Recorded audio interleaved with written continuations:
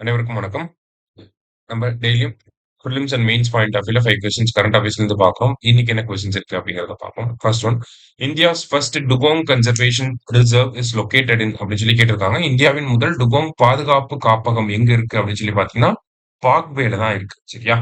அடுத்தது, dugong conservation reserve covering 448.34 square kilometre in northern Palk Bay was established on September 21, 2022 அப்படின்னு சொல்லி கொடுத்திருக்காங்க. வடக்கு பாக் விரிகுடாவில் 448.34 சதுர கிலோமீட்டர் பரப்பளவை கொண்ட டுகாங் பாதுகாப்பு சரணாலயம். டுகாங் அப்படின்னா கடற்பசு அப்படின்னு தமிழ்ல சொல்லுவாங்க. சரியா? சோ அந்த சரணாலயம் செப்டம்பர் 21, 2022ல நிறுவப்பட்டிருக்கு. இது வனவிலங்கு பாதுகாப்பு சட்டம் வைல்ட் லைஃப் ப்ரொடெக்ஷன் ஆக்ட் 1972 கீழே உருவாக்கி இருப்பாங்க. ரெண்டுமே கரெக்ட் தான். போத் கரெக்ட் அப்படிங்கறதா கரெக்ட் ஆன்சர். சரியா? அடுத்தது, the sixth schedule of the Constitution deals with the administration of tribal areas in four northeastern states of Assam, Meghalaya, Tripura, Mizoram, as per which article அப்படின்னு சொல்லி கேட்டிருக்காங்க. அரசியலமைப்பின் 6வது அட்டவணை 4 வடகிழக்கு மாநிலங்களான அசாம், மேகாலயா, திரிபுரா மற்றும் மிசோரம் ஆகிய இடங்களில் உள்ள பழங்குடி பகுதிகளின் நிர்வாகத்தை பற்றி எந்த பிரிவின்படி கூறுகிறது? அதாவது ஃபோர்த் ஏடிஎம் ஸ்கொயர் அப்படின்னு சொல்லி நம்மளை படிக்க வச்சிருப்பாங்க. ஓகேவா? அசாம், திரிபுரா, மேகாலயா, மிசோரம் இவங்க எல்லாமே இங்க இருக்கக்கூடிய ட்ரைபல் ஏரியாஸ் அட்மினிஸ்ட்ரேஷனுக்காக தான், அதனுடைய நிர்வாகத்துக்காக தான் நமக்கு 6th ஷெட்யூல் அப்படிங்கிறது இருக்கு. அது என்ன ஆர்டிகலுக்கு கீழேனா ஆர்டிகல் 244. சரியா? அடுத்தது, the tribal areas in 4 states of Assam, Meghalaya, Tripura, Mizoram are to be administered as autonomous districts as per 6th schedule. அதாவது 6th ஷெட்யூல்ல இந்த 4 மாநிலங்கள் இருக்கு.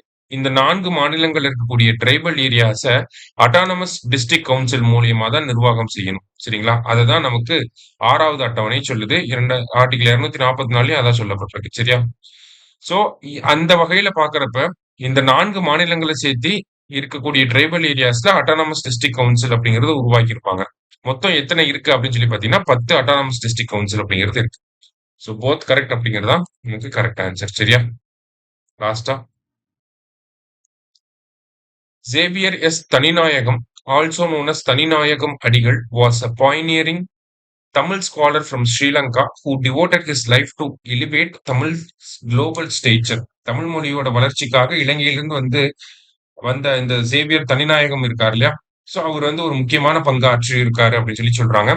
இவர்தான் பாத்தீங்கன்னா இந்த தமிழியல் அப்படின்னு சொல்லி ஒரு ஜேர்னல் இருக்கும். தமிழியல் அப்படிங்கிற ஜேர்னலை கொண்டு வந்ததும் இவர்தான். ஓகேங்களா?